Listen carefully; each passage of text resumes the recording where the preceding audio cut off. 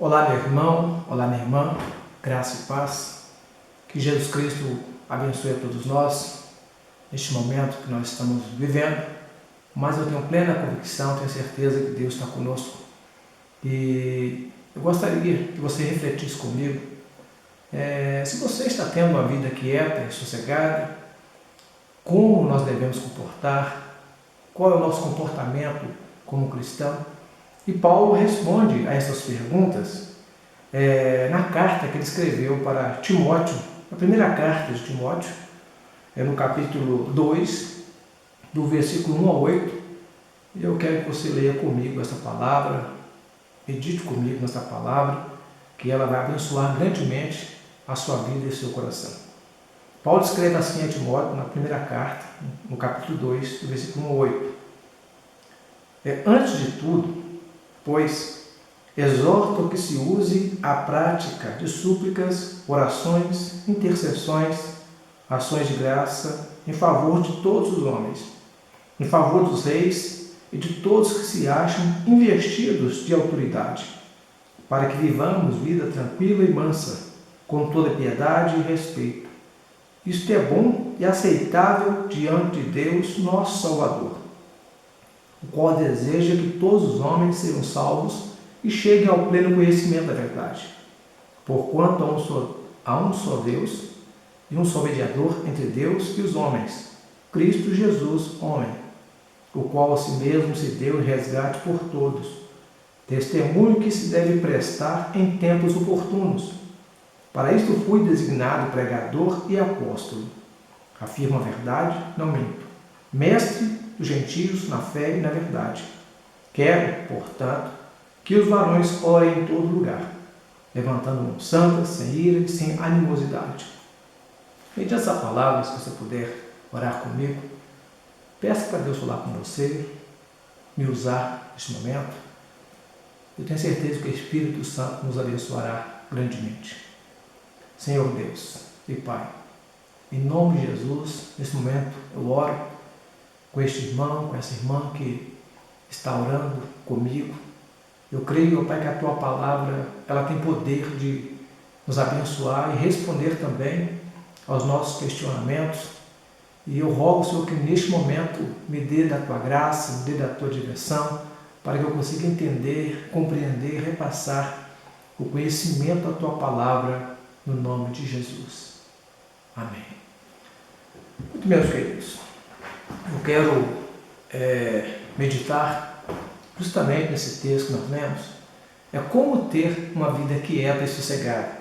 E eu vou falar nessa mensagem alguns pontos que é muito importante você refletir e pensar. Primeiro é como agradar a Deus neste mundo. Como que eu posso agradar a Deus neste mundo? O que eu posso fazer? O que você pode fazer para que Deus intervenha no governo humano? Para que Deus mude a situação? Qual é a vontade de Deus? Eu conheço a vontade de Deus, você conhece a vontade de Deus?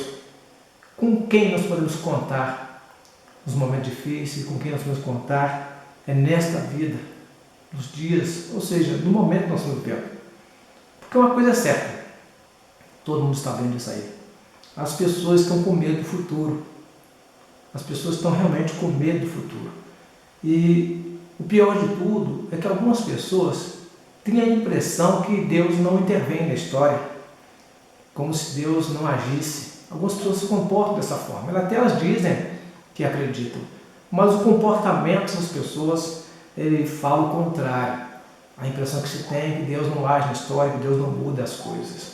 Agora, pense comigo, reflita comigo, como ter uma vida quieta e sossegada neste mundo tenebroso, nesse mundo difícil, porque infelizmente nós vivemos um momento crítico na história da humanidade. Esse momento que estamos vivendo é um momento crítico porque nós estamos combatendo um inimigo invisível. É um inimigo que não se pode ver, não se pode pegar no sentido de senti-lo. Então, mas tem uma boa notícia para você.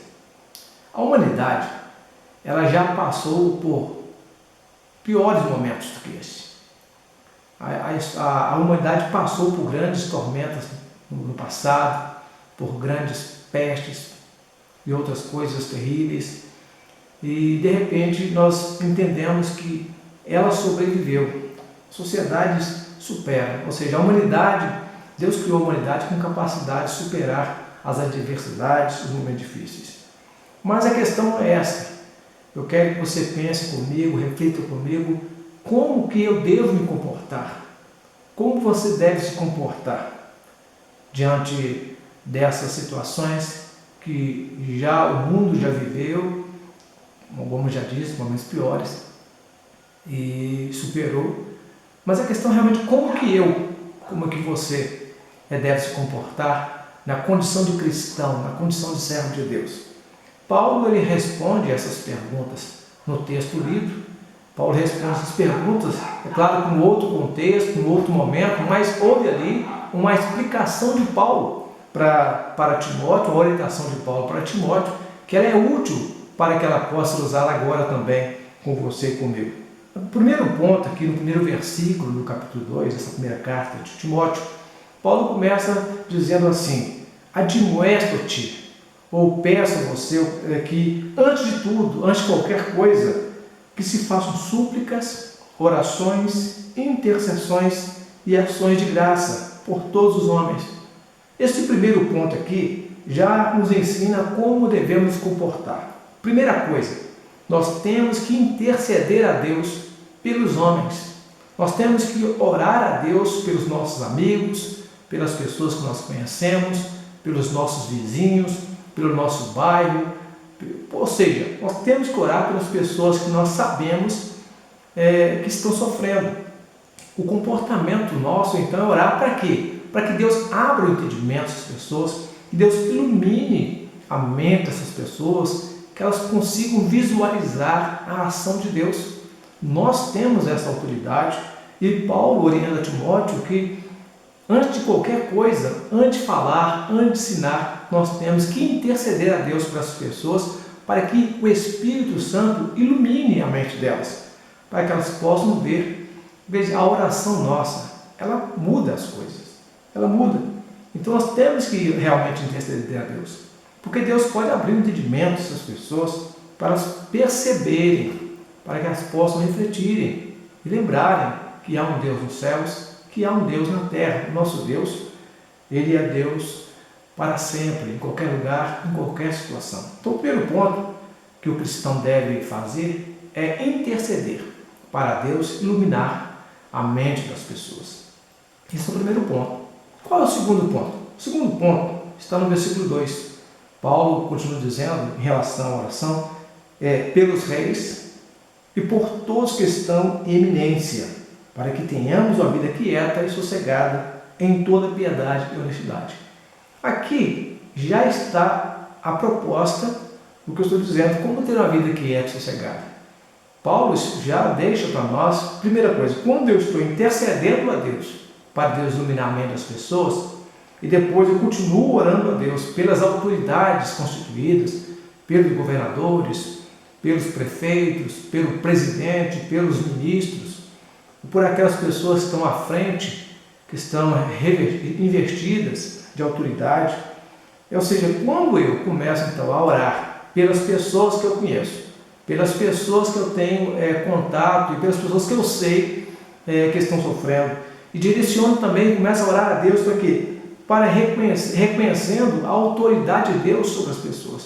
Porque quem governa sobre todo o mundo é o nosso Deus, é o nosso Senhor Jesus, que é o Rei dos Reis e Senhor dos Senhores. Quando você começa a orar pelas pessoas, a orar pelas autoridades, você já começa, segundo o apóstolo Paulo, a ter uma vida quieta e sossegada. Olha só, ele fala, para que você tenha uma vida sossegada, ore, clame pelas pessoas, ore pelas autoridades, porque o Espírito Santo vai trazer paz ao teu coração, à tua mente, quando você começa a interceder pelas pessoas, porque na sua oração e na sua intercessão, você está dizendo para aquela pessoa, aliás, está dizendo para si mesmo, né? Porque para a pessoa, você orar por ela, você está reconhecendo que Deus reina sobre todas as coisas. Isso é muito importante. A oração, reconhecer a autoridade de Deus, pedir a Deus para iluminar as pessoas, isso traz paz isso traz uma vida quieta e sossegada, porque você começa a confiar mais no Deus Todo-Poderoso. Então, esse é o segundo ponto. No versículo 3, no versículo 4, no texto lido, Paulo continua dizendo: porque isto é bom e agradável diante do nosso Salvador, de Deus, nosso Salvador, que quer que todos os homens sejam salvos e venham ao conhecimento da verdade. Esse terceiro ponto aqui, Paulo está dizendo que quando você compreende a vontade de Deus, você também começa a ter uma vida quieta e sossegada. Porque ele fala, porque isso é bom. Isto é bom você orar pelas pessoas, é bom você orar pelas autoridades, isto é agradável, isso é bom diante de Deus. Deus se agrada das pessoas que se preocupam com as outras. E quando você começa a se preocupar com as outras pessoas, Deus já está preocupado com você, é claro. Enquanto você cuida das coisas dos outros, Deus cuida das suas coisas. Esse é o ponto principal. Quando você conhece, você compreende a vontade de Deus, que é esta, que é você orar pelas pessoas, né? Porque se isso é bom e agradável a Deus, segundo o apóstolo Paulo, porque a vontade de Deus é que todas as pessoas o conheçam. A vontade de Deus é que todas as pessoas sejam salvas. Deus não quer ninguém condenado, ninguém sofrendo, ninguém amargurado, não. Esta não é a vontade de Deus. Como eu sei, você sabe que a vontade de Deus é abençoar as pessoas, então nós clamamos a Deus pelas pessoas, e cada dia que passa, você compreende a vontade de Deus, que é justamente o bem-estar de todas as pessoas. E temos ainda o quarto ponto, que é para você também pensar, que está no versículo 5 e 6, que Paulo continua dizendo: porque há um só Deus e um só mediador, reconciliar duas partes. Ou seja, essa palavra mediador, ela tem um sentido de reconciliação, reconciliar duas partes que estão em inimizade. Então, aqui Paulo continua dizendo: porque há um só Deus e um só mediador entre Deus e os homens, Jesus Cristo, homem, o qual se deu a si mesmo em preço de redenção por todos, para servir de testemunho ao seu tempo. Nesses dois versículos, tem duas coisas importantes, que é essa palavra mediador e a outra palavra redenção.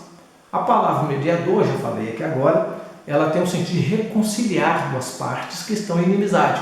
Então aqui vai vir Jesus Cristo. Quais são as duas partes que estão em inimizade aqui? Deus e os homens. E segundo o apóstolo Paulo, Jesus Cristo reconciliou. Ele é o mediador. Ele tem capacidade e condições de reconciliar o homem a Deus. Isso é muito importante. Por isso que o crente ora. É por isso que a pessoa ora pelos outros. Porque sabe que Deus tem o poder de reconciliar as pessoas. E Jesus Cristo é o mediador. Ele tem essa capacidade, essa condição, esse poder de reconciliar o homem com o seu Criador. Mas o Jesus Cristo, homem, esse é outro detalhe importante. Ou seja, Jesus aqui é apresentado por Paulo como Jesus Cristo, homem. Por quê? Porque ele é realmente o nosso representante, é o representante da humanidade, é o nosso exemplo de vida, a nossa maneira de viver, de comportar, está relacionada à forma como Jesus se comportava e nos ensinou, né? E ensina até hoje pelo teu Santo Espírito. E aí essa outra palavra, redenção, que Paulo fala, ele se deu a si mesmo em preço de redenção. Essa palavra redenção, no sentido original do grego, tem o sentido de trocar uma pessoa pela outra, é se colocar no lugar do outro. Ou seja, há um condenado e o resgate era, então você libera essa pessoa que eu vou me colocar no lugar dela, e você, então, em vez de castigar o culpado, castiga aquela outra pessoa que se colocou no lugar dela. No caso aqui, Jesus Cristo é este. Ele ofereceu a si mesmo como um resgate. Ele se ofereceu para pagar o preço, sofrer no lugar da outra pessoa. É o que Paulo nos deixa claro aqui, é o que nós acreditamos. E é por todos, não é só por uma pessoa. Jesus Cristo se colocou no resgate por todos, para servir de testemunho a seu tempo. Ou seja, até hoje, nós somos testemunhas que Jesus Cristo pagou o preço. Ou seja, Jesus pagou o preço de todos, para todas as pessoas. Sim, Jesus Cristo pagou a conta para todos. Então todos nós, hoje, pela fé em Cristo, somos iluminados e abençoados e libertos. do poder do pecado e somos reconciliados com Deus pela misericórdia do Senhor. Nesse ponto, no versículo que nós lemos aqui, você vai entender uma coisa, vai entender que Jesus, ele intervém na história. Jesus muda as coisas. Ele mudou a história quando ele foi crucificado, quando ele veio, quando ele ressuscitou e quando subiu aos céus.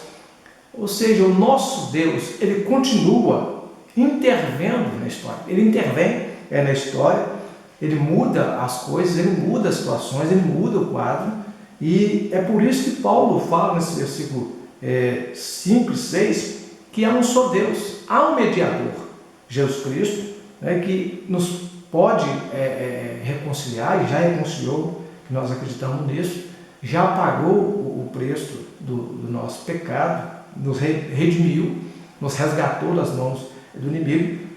Para que ele fez isso? Paulo fala para Timóteo que ele fez isso para que eu e você sejamos testemunhas, que nós possamos falar para outras pessoas.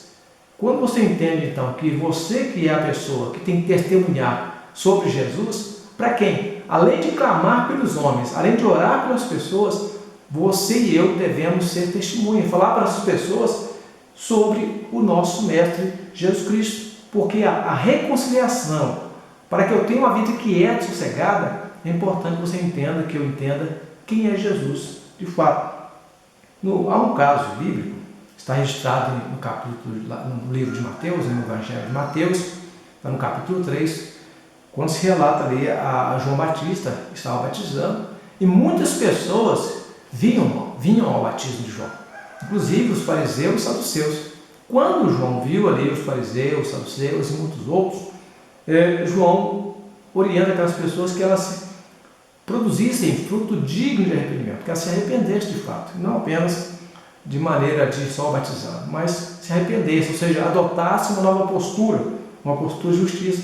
Porque ele alertou no versículo 12 lá de Mateus, no capítulo 3 de Mateus, que Jesus tem na mão a pá. Ele fala assim: em sua mão tem a pá, e limpará a eira, recolherá no celeiro o seu trigo e queimará a palha com fogo que nunca se apagará. Esta eira é o lugar onde fazia a limpeza do grão, com a pá. E ele fala que Jesus aqui tem a pá para jogar o trigo, tirar a palha, como na roça, naquelas peneiras, semelhante àquilo, você joga os grãos para cima e sopra a palha. Aqui no caso é uma eira, um acampado. E Jesus fala, aliás, João Batista fala, Jesus tem uma pá na mão. Então ele vai realmente jogar as pessoas, ele vai movimentar as pessoas de forma que vai separar o trigo da palha. Isto é muito importante nós pensarmos se de fato eu sou o trigo ou se eu sou a palha. Isso é muito importante pensar. Agora, Paulo, ele continua no seu texto, no versículo 7 do texto lido, Paulo então fala para Timóteo, escreveu para Timóteo na sua carta. Ele fala, para o que fui constituído pregador e apóstolo, e doutor dos gentios na fé e na verdade. Aqui Paulo então, ele já deixa, ele fala para Timóteo qual é o compromisso dele com Deus, qual é o compromisso dele com Jesus. Ele fala que foi constituído pregador e apóstolo, e ele disse, eu não minto, ou seja, garantiu que estava falando a verdade. Ele é doutor dos gentios, ele é o doutor, ou seja, é o nosso ensinador. Aqui Paulo se coloca como uma pessoa que pode nos ensinar. Ele ensinou para Timóteo e também ele quer nos ensinar nesse dia e nesta hora, que ele é o doutor da fé, doutor na fé, dos gentios na fé e na verdade, fé e verdade. É tudo que nós precisamos.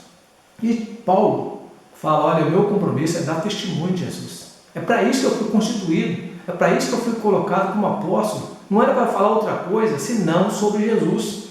Ou seja, meus queridos, nós temos que falar de Jesus, como Paulo mesmo se colocou aqui, se prontificou a falar e orientou a Timóteo também para falar e ainda nos orientou a orar, a clamar pelas nossas autoridades, pelas pessoas que precisam. E Paulo, no versículo 8, ele então fala qual é o seu principal desejo, qual a sua vontade de fato. No versículo 8, ele mesmo se colocou dizendo, quero, pois, Quero, portanto, que os homens orem em todo lugar, levantando mãos santas, sem ira, nem contenda. Olha que coisa linda que Paulo nos orienta. Ele fala que ele quer que todas as pessoas orem, que nós levantemos as nossas mãos aos céus e oremos pelas pessoas, oremos pelo mundo, levantando mãos santas. Aí está o detalhe. Eu preciso ter mãos santas. Quando faz de mão santa, falando de justiça. Eu tenho que me preocupar com a justiça. Eu não posso estar irado, com raiva de ninguém e nem procurando causar divisões. Porque quando eu estou desta maneira, com as mãos santas, sem ira nem contenda, eu de fato já tenho uma vida quieta e sossegada. Eu já estou tendo uma vida quieta e sossegada. E qual é o conselho que eu dou para você neste momento? Qual é o conselho que eu dou para você? Primeira coisa, interceda a Deus pelos seus vizinhos. Comece a orar agora pelos seus vizinhos, orar agora pelos seus amigos, orar agora pelas pessoas que você sabe que está sofrendo, orar pelo mundo que está angustiado, orar, ficar realmente, clamar a Deus para que Ele intervenha, que Ele mude o quadro, que Ele mude a situação, porque Ele tem poder para transformar e mudar as coisas. A segunda coisa que você deve fazer, que eu tenho que fazer, começar a orar pelo prefeito. Ore pelo seu prefeito, ore pelo seu governador, ore pelo seu presidente, ore pelo ministro, ore. Não reclame, não fique criticando, não fique torcendo contra, mas coloque-se como intercessor. Saiba que o seu rei é Jesus, saiba que o seu governador é Jesus, mas não te impede de fazer a oração pelas autoridades constituídas, porque este é o desejo de Paulo e essa também é a vontade de Deus. Porque nós precisamos entender que todo poder, toda autoridade, ela pertence ao nosso Deus. E seja também outra coisa muito importante que você deve fazer, que nós já devemos fazer, já estamos falando, quem está fazendo, Deus te abençoe. Mas quem não está fazendo, aprenda. Seja testemunha de Jesus.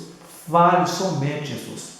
Jesus tem a resposta para tudo, então fale dele, pregue a ele, mostre para as pessoas que a solução está em Jesus Cristo. Seja uma testemunha. Fale realmente, não fale do que o outro está falando sobre Jesus, fale a sua experiência com Jesus. Isso é muito importante. E pregue a todos. Essa última ação, importante ação, que você também pregue a todos que Jesus salva, que Jesus liberta, que Jesus é a solução de todos os problemas, que só Jesus tem poder de transformar situações.